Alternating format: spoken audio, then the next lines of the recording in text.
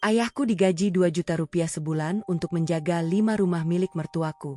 Setiap hari dia disuruh bersih-bersih dan sering dimarahi, sampai mereka menganggapnya satpam malas. Bahkan aku hampir percaya. Sampai suatu pagi, 50 polisi datang dan langsung memasang garis polisi di semua rumah itu. Aku kira ayahku yang akan ditangkap. Tapi ternyata bukan. Polisi justru membuka bukti yang disembunyikan ayah. Di dalamnya ada nama suamiku dan angka 4 miliar rupiah. Saat itu aku sadar, ayahku bukan sekadar penjaga rumah. Dia sedang mengumpulkan bukti untuk membongkar kejahatan keluargaku sendiri. Dan yang paling menghancurkan, orang yang ingin menjadikan ayah kambing hitam adalah suamiku sendiri. Sebelum kita mulai ceritanya, buat kalian yang sudah subscribe dan like, semoga selalu sehat dan dilancarkan rezekinya. Tulis di kolom komentar kalian nonton dari kota mana. Semoga ada pelajaran berharga dari kisah ini, jadi simak sampai selesai. Pagi itu, aku melihat ayah berdiri sendirian di depan rumah mertuaku sambil memegang sapu lidi. Bajunya sudah kusam karena sejak subuh dia mondar-mandir dari satu rumah ke rumah lainnya. Di halaman, beberapa pot bunga harus dibersihkan. Pagar harus dicuci. Garasi harus disapu. Bahkan halaman belakang yang sebenarnya jarang dipakai pun tetap harus dia periksa setiap pagi. Yang membuat dadaku sesak bukan karena ayah melakukan semua itu, tapi karena semua orang menganggap ayah memang pantas melakukannya. Namanya Pak Hendra. Umurnya sudah hampir 60 tahun. Sejak aku menikah dengan Rian, ayah memang tinggal bersamaku karena ibu sudah lama meninggal. Awalnya aku pikir keberadaan ayah akan membuat rumah tangga kami lebih hangat. Aku tidak pernah menyangka justru ayah akan diperlakukan seperti orang suruhan. Semua bermula ketika mertuaku memiliki beberapa rumah kontrakan di sekitar kampung. 5 rumah itu masih berada dalam satu kawasan, tetapi selama ini mereka menggunakan jasa orang lain untuk membersihkan dan menjaga semuanya. Sampai suatu hari, orang tersebut berhenti. Mertuaku kemudian melihat ayah yang hampir setiap hari duduk di teras rumah. Tanpa banyak bertanya, mereka langsung menawarkan pekerjaan. 2 juta rupiah sebulan. Tugasnya menjaga 5 rumah, membersihkan halaman, mengecek pintu dan jendela, menerima orang yang datang, sekaligus memastikan tidak ada barang yang hilang. Awalnya ayah menolak. Dia bilang, usia dan tenaganya sudah tidak seperti dulu. Tapi ibu mertuaku malah berkata dengan nada enteng. 2 juta itu lumayan, daripada cuma duduk di rumah. Ayah akhirnya menerima. Bukan karena uangnya besar, tapi karena dia tidak ingin terus merasa menjadi beban untukku dan suamiku. Setiap pagi, ayah selalu berangkat lebih dulu daripada siapapun di rumah. Dia membawa botol air putih dan sarapan sederhana yang dibuatnya sendiri. Aku beberapa kali memintanya berhenti. Aku bilang aku masih bisa membantu kebutuhan sehari-harinya. Tapi ayah selalu tersenyum. Katanya, selama tangan dan kakinya masih kuat, dia tidak mau hanya menerima uang dari anaknya. Aku tidak tahu bahwa di belakangku, keluarga suamiku justru mulai memanfaatkan sikap baik ayah. Pekerjaan yang awalnya hanya menjaga 5 rumah perlahan bertambah. Ayah disuruh membersihkan gudang, memotong rumput, mengantar barang, mengawasi tukang. Bahkan pernah diminta menunggu sampai tengah malam karena ada penyewa yang katanya akan datang. Tidak ada tambahan uang, tidak ada ucapan terima kasih. Yang ada justru keluhan. Suatu pagi, saat aku sedang membuat kopi di dapur, aku mendengar suara ibu mertuaku dari ruang tengah. Pak Hendra itu sebenarnya malas. Ya, aku langsung berhenti mengaduk kopi. Ayah baru saja pulang dari rumah kelima. Namun ibu mertuaku malah mengeluh karena halaman depan rumahnya dianggap masih kotor. Aku keluar dan melihat ayah berdiri menunduk. Tangannya masih memegang sapu. Ibu mertuaku menunjuk ke arah lantai. Lihat itu, masih ada daun. Ayah mengangguk pelan. Maaf, Bu, nanti saya bersihkan lagi. Aku tidak tahan mendengarnya. Bu, ayah dari pagi sudah bersihin 5 rumah. Ibu mertuaku langsung menatapku tajam. Kami kan bayar dia 2 juta. Kalau sudah dibayar, ya kerjakan yang benar. Aku terdiam. 2 juta rupiah. Kalimat itu seperti sengaja dipakai untuk mengingatkan bahwa harga diri ayah seolah sudah termasuk dalam nominal gajinya. Suamiku, Rian, yang sejak tadi duduk memainkan ponselnya akhirnya ikut bicara. Sudahlah, jangan diperpanjang. Ayah juga cuma perlu kerja sedikit lebih rajin. Aku menatap suamiku dengan kecewa. Sedikit, aku ingin mengatakan banyak hal. Tapi sebelum sempat bicara, ayah menyentuh lenganku. Sudah, Nak. Jangan bertengkar gara-gara ayah. Ayah kemudian berjalan keluar. Aku mengikuti dari belakang. Di halaman, aku melihat punggungnya yang semakin membungkuk. Untuk pertama kalinya, aku sadar ada sesuatu yang selama ini ayah sembunyikan dariku. Tangannya gemetar. Aku memegang lengannya. Ayah, kenapa? Ayah tersenyum. Cuma capek sedikit. Tapi saat ayah memasukkan sapu ke gudang, sebuah amplop kecil jatuh dari saku celananya. Aku mengambilnya. Ayah langsung terlihat panik. Jangan dibuka, nak. Aku justru semakin penasaran. Kenapa? Ayah diam cukup lama. Kemudian dengan suara pelan, dia berkata, karena kalau kamu tahu isi amplop itu, mungkin kamu akan membenci keluarga suamimu. Aku membeku. Aku belum sempat bertanya lagi ketika dari kejauhan terdengar suara beberapa kendaraan berhenti di depan rumah. Bukan satu, bukan dua. Suara sirene terdengar semakin jelas. Ayah mendadak menatap ke arah jalan dengan wajah pucat. Lalu dia berkata pelan, mereka akhirnya datang. Aku tidak mengerti siapa yang dimaksud ayah. Sampai beberapa detik kemudian, puluhan polisi turun dari kendaraan dan bergerak menuju 5 rumah yang selama ini dijaga ayah. Dan saat itulah aku sadar. Selama ini ayah bukan sekadar menjaga rumah mertua. Ada sesuatu yang sangat besar sedang dia sembunyikan dariku. Aku berdiri kaku di teras. Puluhan polisi memenuhi jalan di depan rumah mertuaku. Beberapa kendaraan berhenti berjajar, membuat warga sekitar keluar dari rumah masing-masing. Aku masih menggenggam amplop yang tadi jatuh dari saku ayah. Sementara ayah hanya berdiri diam. Wajahnya yang biasanya tenang kini berubah pucat. Ayah, aku belum selesai bertanya ketika seorang polisi berjalan mendekat. Pak Hendra? Ayah mengangguk. Iya, Pak. Polisi itu langsung memperlihatkan kartu identitasnya. Kami dari kepolisian. Jantungku berdetak semakin cepat. Aku menoleh kepada Rian. Suamiku justru terlihat bingung. Begitu juga ibu mertuaku yang baru keluar dari rumah. Ada apa ini? Ibu mertuaku bertanya dengan suara tinggi. Polisi tersebut tidak langsung menjawab. Dia justru meminta semua orang menjauh dari pintu rumah. Mohon jangan ada yang masuk atau keluar dulu. Wajah ibu mertuaku berubah. Kenapa? Ini rumah saya. Polisi itu menatapnya sebentar. Kami sedang menjalankan pemeriksaan berdasarkan laporan dan bukti yang sudah kami terima. Aku langsung menatap ayah. Bukti apa? Ayah tidak menjawab. Polisi kemudian berjalan menuju rumah pertama yang selama ini dijaga ayah. Beberapa petugas membawa peralatan untuk membuka dan memeriksa bagian dalam rumah. Aku semakin bingung. Selama ini rumah-rumah itu memang terlihat seperti rumah kosong biasa. Tidak ada yang aneh. Bahkan aku sendiri beberapa kali masuk ke sana saat membantu ayah membersihkan. Namun tiba-tiba seorang petugas keluar dari rumah dengan membawa sebuah kotak hitam. Dia menyerahkannya kepada atasannya. Aku melihat ibu mertuaku langsung pucat. Itu apa? Rian bertanya. Polisi tersebut menjawab singkat. Kami belum bisa memberikan keterangan lengkap. Ibu mertuaku langsung menarik lengan Rian. Rian, suaranya bergetar. Tapi Rian justru menepis tangannya. Ibu tahu sesuatu? Pertanyaan itu membuat suasana semakin tegang. Ibu mertuaku tidak menjawab. Aku memperhatikan wajahnya. Untuk pertama kalinya sejak aku mengenalnya, aku melihat ketakutan yang sangat jelas di mata ibu mertuaku. Aku kemudian menoleh kepada ayah. Ayah masih memegang ujung bajunya. Aku berbisik. Ayah sebenarnya kerja apa di sini? Ayah menarik napas panjang. Aku cuma menjaga rumah. Bohong. Aku langsung menjawab. Kalau cuma menjaga rumah, kenapa polisi datang sebanyak ini? Ayah menatapku.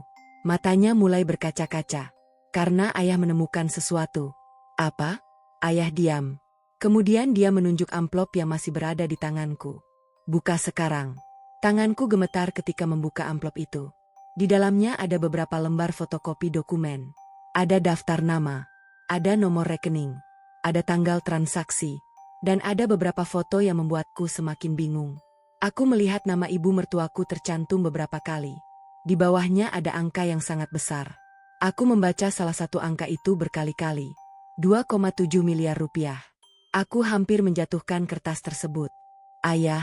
Suara ayah terdengar pelan. Itu bukan uang ayah. Itu uang yang selama ini mereka sembunyikan.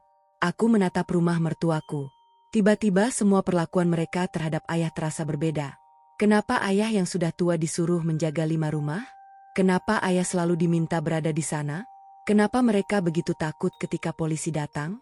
Dan kenapa ayah mengatakan bahwa dia menemukan sesuatu? Aku belum sempat mendapatkan jawaban.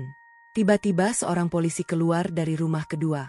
"Pak, kami menemukan ruang penyimpanan di balik dinding." Semua orang langsung terdiam.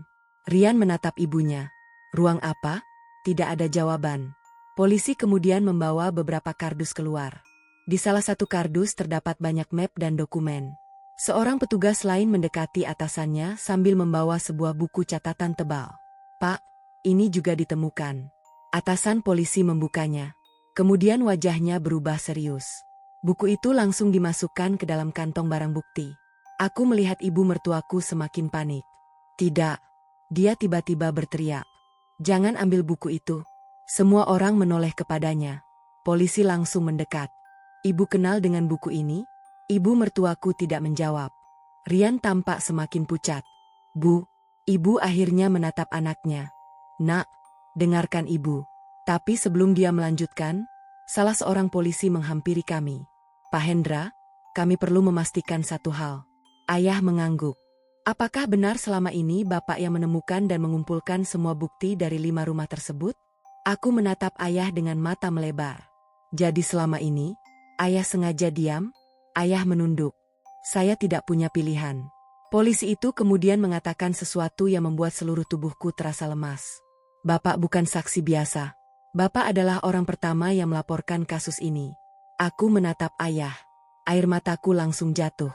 Selama berbulan-bulan aku melihat ayah diperlakukan seperti satpam malas. Aku membiarkan keluargaku sendiri merendahkannya. Padahal selama ini, ayah sedang mengumpulkan bukti secara diam-diam. Namun ada satu hal yang belum aku ketahui. Polisi belum membuka semua dokumen. Dan ketika salah satu petugas akhirnya membaca halaman terakhir buku catatan itu, dia langsung meminta Rian dan ibu mertuaku untuk masuk ke dalam rumah. Aku melihat ayah menatapku dengan wajah penuh penyesalan. "Nah," ayah menggenggam tanganku. "Ada satu nama di buku itu yang ayah harap tidak pernah kamu lihat." Aku menelan ludah. "Nama siapa?" Ayah tidak menjawab. Dia hanya menyerahkan satu lembar kertas kepadaku. Saat melihat nama yang tertulis di sana, dunia seakan berhenti berputar. Nama itu adalah nama suamiku sendiri. Aku menatap kertas itu berulang kali. Nama yang tertulis di sana benar-benar nama suamiku. Rian Pratama. Tanganku langsung gemetar. Aku berharap mataku salah membaca. Aku bahkan mengusap kertas itu seolah nama tersebut bisa berubah jika aku melihatnya sekali lagi. Tapi tidak. Nama itu tetap ada. Di bawah nama Rian terdapat beberapa tanggal, nominal uang, dan kode transaksi. Aku menatap ayah. Ayah hanya menunduk. "Kenapa nama suamiku ada di sini?" Ayah menarik napas panjang. Karena selama ini ayah juga tidak percaya. Aku semakin bingung. "Tidak percaya apa?" Ayah menunjuk ke arah polisi. "Mereka yang akan menjelaskannya." Aku langsung berbalik. Rian masih berdiri di dekat pintu rumah bersama ibunya. Wajahnya pucat. Tatapannya tidak lagi berani menatapku. Aku berjalan mendekatinya. "Rian." Dia diam. Aku mengangkat kertas itu. "Kenapa namamu ada di sini?" Rian menatap kertas tersebut. Beberapa detik dia tidak menjawab. Lalu dia berkata pelan. "Aku bisa jelaskan." Kalimat itu justru membuat dadaku semakin sesak. "Kalau memang tidak ada apa-apa, kenapa harus dijelaskan?" Rian mengusap wajahnya. "Kamu jangan percaya begitu saja sama kertas itu." Aku tertawa kecil karena tidak percaya. "Kertas ini ditemukan polisi. Dan ada namamu di dalamnya." Rian mulai mendekatiku. "Dengar dulu." Aku mundur. "Jangan dekat-dekat." Ibu mertuaku tiba-tiba ikut campur. "Kamu jangan menuduh anak saya sembarangan." Aku menoleh. "Aku tidak menuduh siapa-siapa, Bu. Aku cuma bertanya." Tapi ibu mertuaku justru semakin marah. "Kamu itu dari dulu terlalu percaya sama ayahmu. Ayahmu cuma penjaga rumah." Kalimat itu membuatku terdiam. Aku menatap ayah dari kejauhan. Pria yang selama ini dianggap tidak berguna itu hanya berdiri dengan kepala tertunduk. Padahal dialah yang menemukan semuanya. Seorang polisi kemudian menghampiri kami. "Ibu, kami perlu bicara dengan Rian." Ibu mertuaku langsung berdiri di depan anaknya. "Untuk apa?" "Ada beberapa transaksi yang perlu dikonfirmasi." Rian akhirnya bicara. "Bu, sudah." Dia kemudian berjalan mengikuti polisi. Aku ingin ikut, tetapi seorang petugas meminta aku menunggu. Saya mohon ibu tetap di sini. Saya harus tahu apa yang terjadi pada suami saya. Petugas itu menatapku dengan tenang. Sebentar lagi ibu akan tahu. Aku kembali mendekati ayah. Ayah duduk di kursi teras. Wajahnya terlihat jauh lebih tua daripada pagi tadi. Aku duduk di sampingnya. Ayah, kenapa ayah tidak pernah cerita? Ayah tersenyum pahit. Karena kalau ayah cerita terlalu cepat, kamu mungkin tidak percaya. Aku langsung menangis. Aku pasti percaya. Ayah menggeleng. Tidak. Ayah sudah melihat bagaimana kamu membela suamimu setiap kali ayah diperlakukan buruk. Aku terdiam. Perkataan itu menusuk tepat ke dalam hati. Aku teringat semua kejadian selama beberapa bulan terakhir. Saat ayah demam tapi tetap disuruh membersihkan rumah. Saat ibu mertuaku memarahinya karena terlambat membuka pagar. Saat Rian mengatakan ayah terlalu banyak mengeluh. Bahkan saat aku sendiri pernah berkata kepada ayah, kalau memang capek, ayah berhenti saja. Aku menutup wajah. Maaf, Yah. Ayah mengusap kepalaku. Kamu tidak salah. Aku justru semakin menangis. Ayah melanjutkan ceritanya. Beberapa bulan lalu, ayah menemukan sebuah tas di rumah nomor 3. Tas itu tertinggal di bawah meja. Awalnya ayah mau mengembalikannya. Tapi saat tas itu terbuka, ayah melihat banyak dokumen. Dokumen perusahaan, bukti transfer, nama orang, dan beberapa foto. Ayah lalu sadar ada sesuatu yang tidak beres. Tapi ayah tidak langsung melapor. Kenapa? Karena ayah ingin tahu siapa saja yang terlibat. Ayah kemudian mulai mencatat semuanya. Tanggal, waktu, nomor kendaraan, orang yang datang, barang yang dibawa. Semua ayah simpan. Aku menatap ayah tidak percaya. Jadi selama ini ayah pura-pura menjadi satpam malas? Ayah tersenyum tipis. Kadang orang yang dianggap tidak pintar justru lebih mudah melihat sesuatu. Aku terdiam. Tiba-tiba dari dalam rumah terdengar suara keras. Bukan suara orang berteriak. Seperti sesuatu yang jatuh. Aku dan ayah langsung berdiri. Beberapa detik kemudian, 2 polisi keluar membawa sebuah koper hitam. Koper itu diletakkan di meja. Salah seorang petugas membuka kuncinya. Aku melihat isinya. Uang tunai dalam jumlah besar. Aku spontan menutup mulut. Ibu mertuaku yang melihat dari kejauhan langsung terduduk. Rian juga keluar bersama polisi. Wajahnya benar-benar berubah. Aku menatapnya. Rian, dia tidak menjawab. Polisi kemudian mengambil beberapa dokumen dari koper itu. Kami menemukan bukti transaksi yang mengarah ke beberapa rekening. Aku menatap suamiku. Dan salah satu rekening itu, milik Rian. Kakiku terasa lemas. Rian akhirnya mendekatiku. Aku bisa jelaskan semuanya? Aku menggeleng. Tidak. Sekarang aku ingin kamu jujur. Rian menunduk. Aku mengulangi pertanyaanku. Apa yang sebenarnya terjadi di 5 rumah itu? Rian tetap diam.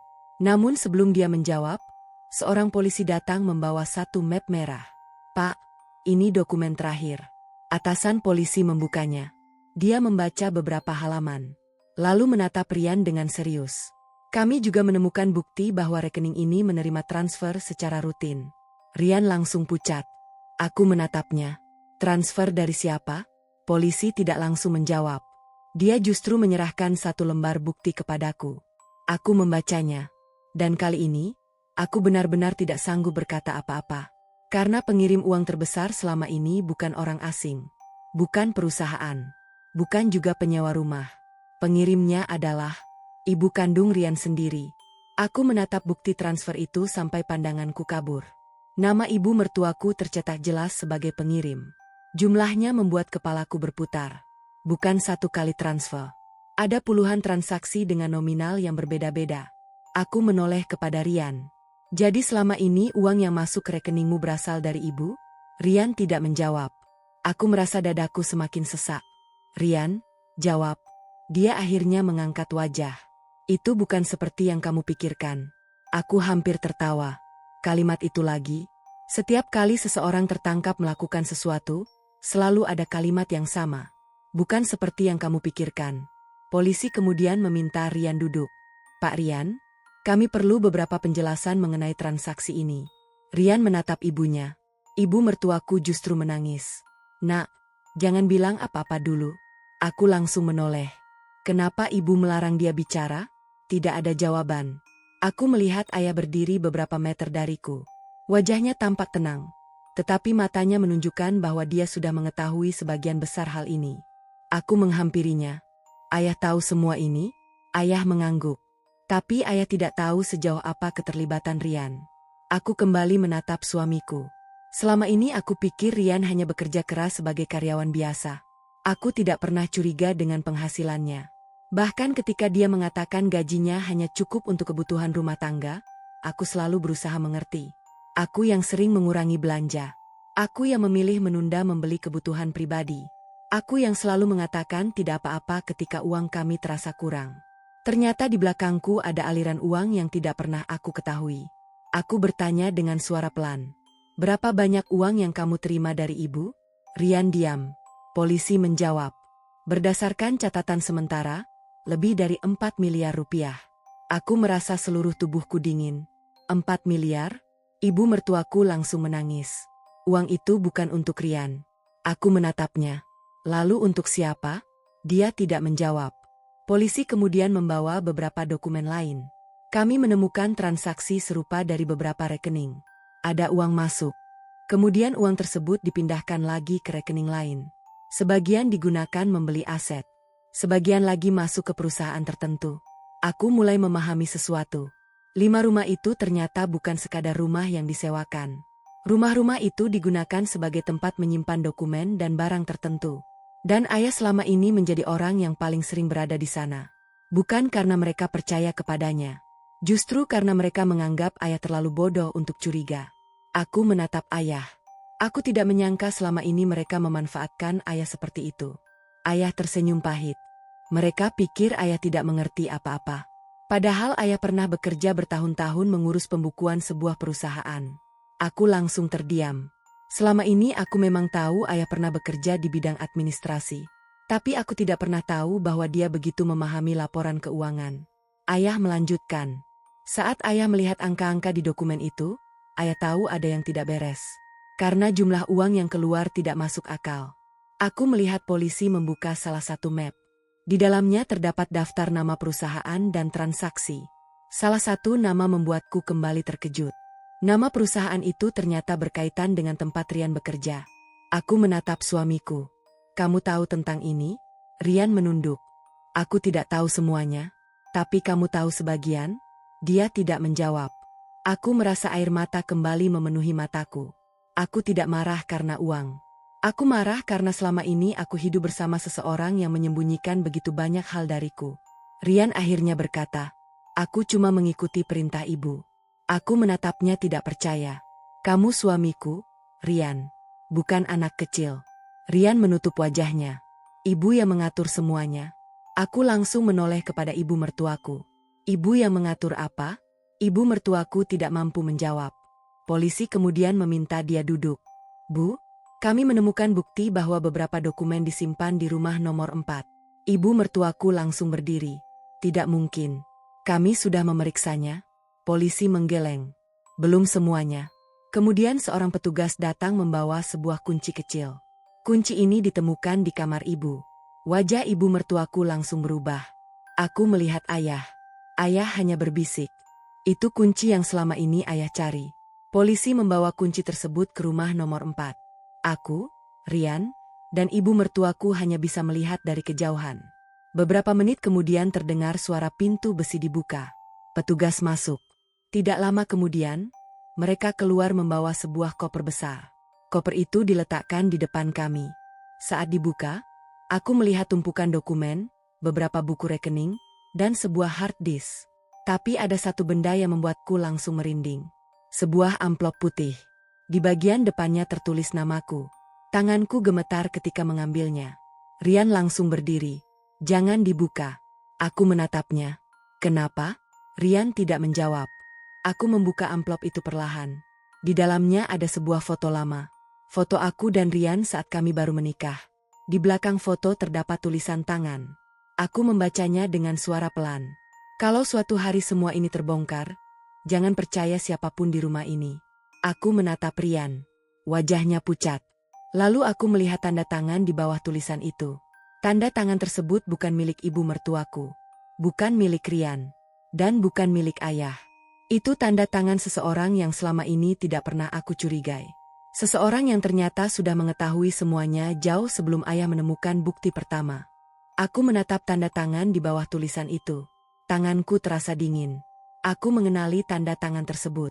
Sangat mengenalinya. Aku pernah melihatnya berkali-kali. Di dokumen rumah. Di beberapa surat.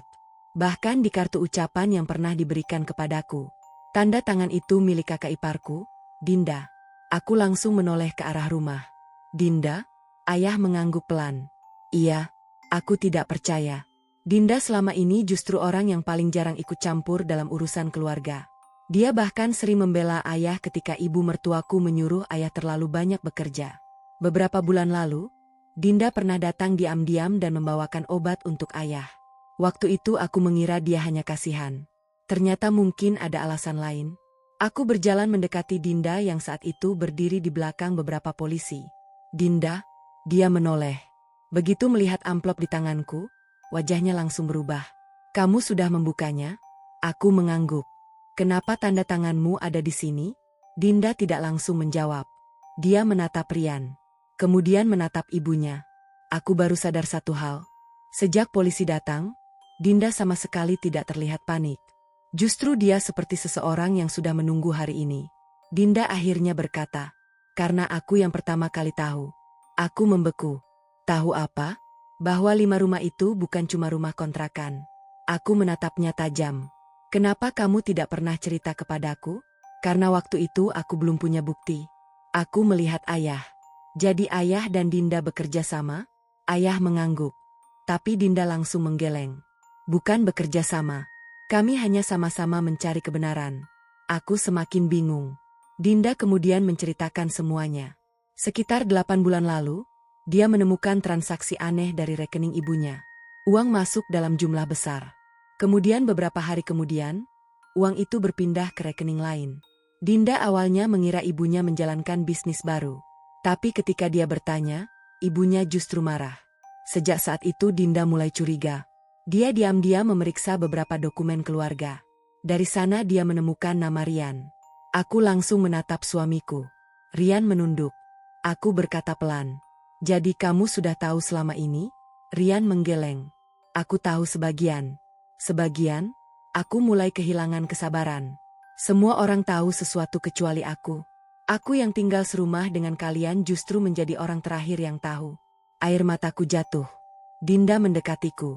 Maaf, aku tidak ingin kamu ikut terseret. Aku tertawa pahit. Aku sudah terseret sejak menikah dengan Rian. Dinda menunduk. Kemudian dia berkata sesuatu yang membuatku semakin terpukul. Sebenarnya aku sudah mencoba memperingatkanmu. Kapan? Dinda terdiam sebentar. Saat aku bilang jangan terlalu percaya pada Rian. Aku mengingatnya. Beberapa bulan lalu, Dinda memang pernah berkata begitu. Saat itu aku justru menganggap dia iri pada rumah tanggaku. Aku bahkan pernah marah kepadanya. Sekarang aku menyesal. Dinda kemudian menunjuk ayah. Tapi setelah ayah mulai menjaga 5 rumah itu, semuanya berubah. Mereka mengira ayah tidak akan curiga. Mereka salah. Ayah menemukan ruang rahasia di rumah nomor 3. Dari sana kami menemukan dokumen yang jauh lebih besar. Aku menatap polisi. Dokumen apa? Seorang polisi kemudian membuka salah satu map. Ada bukti bahwa beberapa aset keluarga dibeli menggunakan uang yang berasal dari perusahaan. Aku terdiam. Perusahaan Rian? Polisi mengangguk. Tapi ada hal lain yang lebih serius. Apa? Polisi mengeluarkan sebuah foto. Foto itu memperlihatkan Rian sedang bertemu dengan seorang pria di sebuah restoran. Aku mengenali pria tersebut. Dia adalah salah satu atasan Rian. Aku menatap suamiku. Kamu bertemu dia untuk apa? Rian mulai menangis. Aku tidak bisa menjawab. Aku semakin marah. Jawab. Rian akhirnya berkata. Aku dipaksa. Siapa yang memaksa? Rian menatap ibunya. Ibu. Ibu mertuaku langsung berteriak. Jangan dengarkan dia. Semua orang terdiam. Polisi kemudian meminta Rian menjelaskan. Rian akhirnya mengaku. Beberapa tahun terakhir, ibunya terlilit utang besar. Untuk menutup utang itu, dia mulai menggunakan uang perusahaan melalui beberapa transaksi palsu. Awalnya hanya sedikit. Lama-lama jumlahnya semakin besar. Rian kemudian diminta membantu memindahkan uang tersebut. Kalau Rian menolak, ibunya mengancam akan menghancurkan rumah tangga kami. Aku menatap Rian dengan air mata yang tidak berhenti. Kamu takut ibu? Rian mengangguk. Aku ingin bertanya lebih banyak. Tapi tiba-tiba polisi menerima telepon. Dia berjalan menjauh. Beberapa detik kemudian, wajahnya berubah serius. Dia menghampiri atasannya dan berbisik. Aku tidak bisa mendengar semuanya. Namun satu kalimat terdengar jelas. Orangnya sudah ditemukan. Atasan polisi langsung bertanya. Di mana? Di rumah yang ke-6. Aku langsung mengerutkan kening. Rumah ke-6? Bukankah selama ini hanya ada 5 rumah? Dinda menatapku. Ayah juga terlihat terkejut. Polisi kemudian berkata, kami baru mendapatkan informasi bahwa ada satu lokasi lain yang selama ini tidak tercatat. Lokasi itu berada tidak jauh dari sini. Dan menurut laporan, seseorang masih berada di dalam. Aku menatap ayah. Siapa orangnya? Ayah tidak menjawab. Polisi mengambil kunci mobil. Sebelum pergi, dia mengatakan satu kalimat yang membuat darahku terasa berhenti mengalir. Orang yang ada di rumah ke-6 diduga sebagai otak utama dari semua transaksi ini. Aku menatap Rian. Dia justru menutup wajahnya. Karena rupanya, dia mengenal orang itu. Dan orang tersebut bukan orang asing bagi keluarga kami. Aku mengikuti polisi menuju rumah ke-6. Lokasinya ternyata hanya beberapa ratus meter dari 5 rumah yang selama ini dijaga ayah.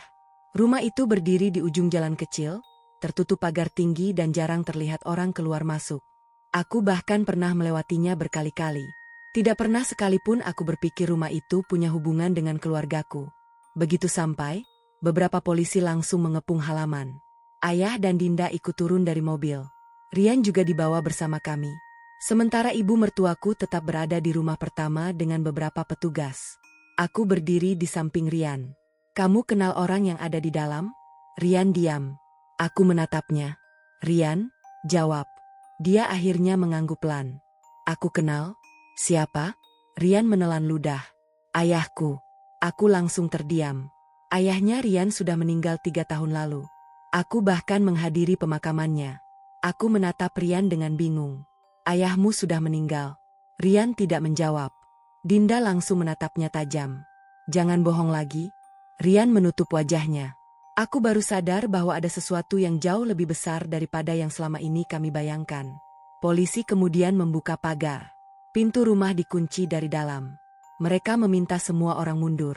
Beberapa detik kemudian terdengar suara benturan. Pintu terbuka. Polisi masuk. Kami menunggu di luar. Tidak lama kemudian terdengar suara seseorang berteriak. Jangan sentuh saya. Aku mengenali suara itu. Suara seorang pria tua. Jantungku langsung berdegup kencang. Beberapa menit kemudian polisi membawa seorang pria keluar. Aku menatap wajahnya. Aku langsung membeku. Itu bukan ayah Rian. Tapi aku mengenal wajahnya. Pria itu adalah Pak Surya. Mantan direktur perusahaan tempat Rian bekerja. Orang yang selama ini hanya aku kenal dari cerita Rian. Dia menatap Rian. Kamu akhirnya membawa polisi ke sini. Rian menunduk. Pak Surya tersenyum pahit. Aku sudah tahu hari ini akan datang. Polisi memborgol tangannya. Kami menemukan cukup banyak bukti di rumah ini. Pak Surya tidak melawan. Dia hanya menatap ayah. Pak Hendra, ayah menatapnya. Sudah waktunya. Aku semakin bingung. Ayah mengenal Pak Surya? Ayah mengangguk. Dia orang pertama yang ayah curigai. Pak Surya tertawa kecil. Saya juga tidak menyangka bapak yang menemukan semuanya. Aku bertanya, sebenarnya apa yang terjadi? Pak Surya menatapku. Kemudian dia berkata, 5 rumah itu digunakan untuk menyimpan dokumen dan uang sementara. Aku menelan ludah. Tapi kenapa ayah yang disuruh menjaganya? Karena mereka pikir orang seperti ayahmu tidak akan pernah dicurigai. Aku langsung terdiam. Ternyata perlakuan merendahkan yang selama ini diterima ayah justru menjadi alasan mengapa dia bisa mengetahui semuanya. Pak Surya kemudian mengaku bahwa uang perusahaan dipindahkan melalui beberapa rekening. Sebagian uang disimpan di rumah ke-6. Sebagian lagi digunakan untuk membeli aset atas nama orang lain. Namun ada satu masalah. Sebagian transaksi dilakukan menggunakan identitas Rian. Aku langsung menatap suamiku. Rian, kenapa? Rian menangis. Aku tidak punya pilihan. Pak Surya menyela. Dia memang tidak punya banyak pilihan. Tapi dia juga tidak sepenuhnya tidak bersalah. Aku menatap Rian. Jadi kamu tetap ikut? Rian mengangguk. Aku beberapa kali membantu. Air mataku jatuh. Kenapa kamu tidak cerita kepadaku? Karena aku takut kehilangan kamu. Aku menggeleng. Kamu justru kehilangan aku karena berbohong. Rian menunduk. Aku tidak tahu harus marah atau menangis. Selama ini aku mengira masalah terbesar dalam rumah tanggaku adalah perlakuan mertuaku kepada ayah. Ternyata masalah sebenarnya jauh lebih besar. Polisi kemudian membawa beberapa kardus dari rumah ke-6. Di dalamnya ada dokumen transaksi, hard disk, buku rekening, dan beberapa surat perjanjian. Salah satu petugas menghampiri ayah. Pak, kami menemukan ini. Dia menyerahkan sebuah map coklat. Ayah membuka map itu. Wajahnya langsung berubah. Aku bertanya, apa? Ayah tidak menjawab. Dinda mengambil dokumen tersebut. Dia membaca halaman pertama. Kemudian wajahnya ikut pucat. Aku merebutnya. Di halaman itu tertulis nama perusahaan. Ada nominal kerugian. Ada daftar orang yang menerima uang. Dan di bagian paling bawah terdapat tanda tangan. Aku melihat nama Rian. Tapi bukan itu yang membuatku terkejut. Ada satu nama lain. Nama ibu mertuaku. Aku menatap Rian. Selama ini kamu bilang ibu cuma tahu sedikit. Rian menangis. Aku baru tahu semuanya setelah terlambat. Polisi kemudian berkata, kami sudah mendapatkan bukti yang cukup untuk membawa beberapa pihak ke kantor. Aku melihat ayah. Ayah justru memegang tanganku. Maaf, nak. Kenapa ayah minta maaf? Karena ayah tahu kalau semua ini terbongkar, rumah tanggamu mungkin tidak akan sama lagi. Aku menangis. Aku menggenggam tangan ayah. Ayah tidak perlu minta maaf. Ayah sudah menyelamatkan aku. Tiba-tiba seorang petugas datang tergesa-gesa. Pak, ada masalah. Atasan polisi menoleh. Apa? Kami menemukan satu rekening lagi. Milik siapa? Petugas itu melihat catatannya. Milik seseorang yang belum pernah disebut dalam penyelidikan. Aku mengerutkan kening. Siapa? Petugas tersebut menatapku. Milik Anda. Aku langsung terdiam. Rekeningku? Aku tidak pernah merasa memiliki rekening yang dimaksud. Petugas kemudian menunjukkan nomor rekening tersebut. Aku membaca beberapa digit terakhir. Aku mengenalinya. Itu memang rekening yang pernah dibuat Rian atas namaku. Tapi aku tidak pernah memegang kartu atau buku tabungannya. Aku menatap suamiku. Rian langsung pucat. Kamu bilang rekening itu sudah ditutup. Rian tidak menjawab.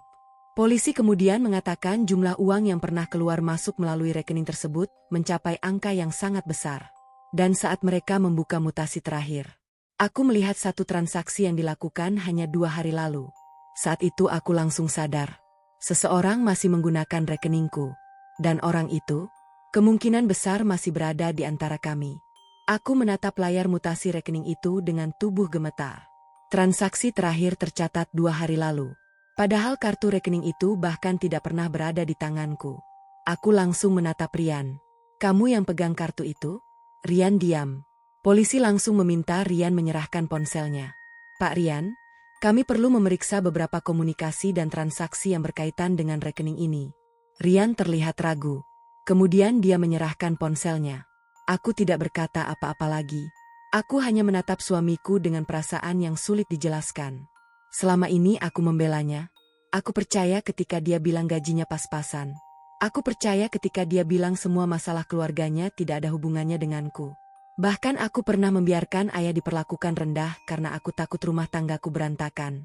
Ternyata orang yang selama ini paling aku percaya justru menyembunyikan semuanya. Beberapa menit kemudian, polisi menemukan percakapan yang memperjelas siapa yang menggunakan rekeningku. Ada pesan dari Rian kepada ibunya. Ada bukti transfer. Ada foto dokumen. Dan ada satu pesan yang membuat seluruh tubuhku terasa lemas. Kalau suatu hari ketahuan, biarkan Pak Hendra yang disalahkan. Dia yang paling sering berada di rumah-rumah itu. Aku menutup mulut. Air mataku langsung jatuh. Jadi mereka memang sengaja menjadikan ayah sebagai kambing hitam. Ayah yang setiap hari bekerja. Ayah yang dihina malas. Ayah yang dibayar hanya 2 juta. Ayah yang bahkan tidak pernah membela dirinya sendiri. Mereka ingin menjadikan dia orang yang paling mudah dituduh. Aku menatap Rian. Kenapa? Rian menangis. Aku takut. Aku takut ibu masuk penjara. Aku menunduk. Lalu siapa yang kamu lindungi selama ini? Rian tidak menjawab. Aku melanjutkan. Ibumu? Dirimu sendiri? Atau uang? Rian hanya menangis. Polisi kemudian membawa ibu mertuaku dari rumah pertama. Begitu melihat bukti tersebut, wajahnya langsung pucat. Bu, kami sudah menemukan cukup bukti untuk membawa ibu menjalani pemeriksaan lebih lanjut. Dia langsung memegang tangan Rian. Nak, jangan tinggalkan ibu. Rian menatap ibunya. Aku melihat matanya berkaca-kaca. Tapi kali ini dia tidak membela. Maaf, Bu. Ibu mertuaku menatapnya tidak percaya. Kamu anak ibu? Rian menggeleng. Justru karena saya anak ibu, selama ini saya terlalu takut untuk mengatakan yang sebenarnya. Polisi kemudian membawa ibu mertuaku pergi. Pak Surya juga dibawa. Beberapa orang lain yang terlibat mulai diperiksa. Sementara itu, 5 rumah yang selama ini dijaga ayah dipasang garis polisi. Aku berdiri di samping ayah. Untuk pertama kalinya setelah sekian lama, ayah tidak memegang sapu, tidak membawa ember, tidak berjalan dari satu rumah ke rumah lain. Dia hanya berdiri diam. Aku memeluknya. Maaf, Yah. Ayah mengusap kepalaku. Sudah, aku yang salah. Ayah menggeleng. Kamu anak ayah. Kamu cuma terlalu percaya pada orang yang kamu cintai. Aku menangis semakin keras. Beberapa hari kemudian, penyelidikan terus berjalan. Bukti yang dikumpulkan ayah ternyata sangat membantu polisi. Catatan kecil yang selama ini dianggap tidak penting justru menjadi salah satu petunjuk utama untuk menghubungkan transaksi, lokasi penyimpanan, dan orang-orang yang terlibat. Ayah tidak pernah menjadi satpam malas. Dia justru menjadi orang yang paling teliti di antara mereka semua. Setelah semuanya terbongkar, aku baru mengetahui bahwa gaji 2 juta yang diterima ayah selama ini bahkan sering dipotong tanpa alasan. Tetapi ayah tidak pernah mempermasalahkannya. Ketika aku bertanya kenapa, ayah hanya tersenyum. Ayah cuma ingin kamu hidup tenang. Kalimat itu membuatku kembali menangis. Aku kemudian memutuskan untuk berhenti tinggal di rumah mertuaku. Aku dan Rian berpisah sementara. Bukan karena aku membencinya, tapi karena kepercayaan yang dia hancurkan tidak mungkin diperbaiki dalam satu malam. Aku meminta waktu. Rian menerimanya. Dia akhirnya mengakui kesalahannya dan bersedia menjalani proses hukum sebagai pihak yang ikut terlibat. Beberapa bulan kemudian, kasus itu masuk ke tahap persidangan. Bukti-bukti yang ditemukan polisi semakin memperjelas bahwa ayah tidak terlibat. Justru ayah merupakan salah satu orang yang membantu mengungkap jaringan tersebut. Nama ayah akhirnya bersih. Tidak ada lagi yang menyebutnya satpam malas. Tidak ada lagi yang memandang rendah pekerjaannya. Bahkan orang-orang yang dulu sering melihat ayah menyapu 5 rumah kini datang meminta maaf. Suatu sore, aku duduk bersama ayah di teras rumah kecil kami. Aku membuatkan kopi untuknya. Ayah tersenyum. Sekarang ayah tidak perlu kerja lagi. Ayah tertawa kecil. Siapa bilang? Ayah masih punya banyak pekerjaan. Pekerjaan apa? Menjaga anak ayah supaya jangan gampang percaya orang lagi. Aku tertawa sambil menangis. Untuk pertama kalinya setelah berbulan-bulan, aku merasa lega. Aku akhirnya memahami satu hal. Jangan pernah mengukur harga diri seseorang dari pekerjaan atau gajinya. Ayah memang hanya dibayar 2 juta rupiah untuk menjaga 5 rumah. Tapi justru orang yang dianggap paling rendah itulah yang akhirnya menyelamatkan banyak orang. Dan ketika puluhan polisi datang hari itu, mereka bukan datang untuk menangkap ayah. Mereka datang karena ayah sudah lebih dulu mengumpulkan keberanian untuk membongkar semuanya. Aku memandang ayah dan menggenggam tangannya. Terima kasih, Yah. Ayah tersenyum. Tidak perlu berterima kasih. Ayah cuma melakukan apa yang seharusnya dilakukan seorang ayah. Aku memeluknya erat. Hari itu aku sadar, orang baik memang kadang terlihat lemah. Orang sabar memang sering dianggap bodoh. Dan orang yang diam bukan berarti tidak tahu apa-apa. Kadang, dia hanya sedang menunggu waktu yang tepat. Sampai semua kebohongan tidak bisa lagi disembunyikan.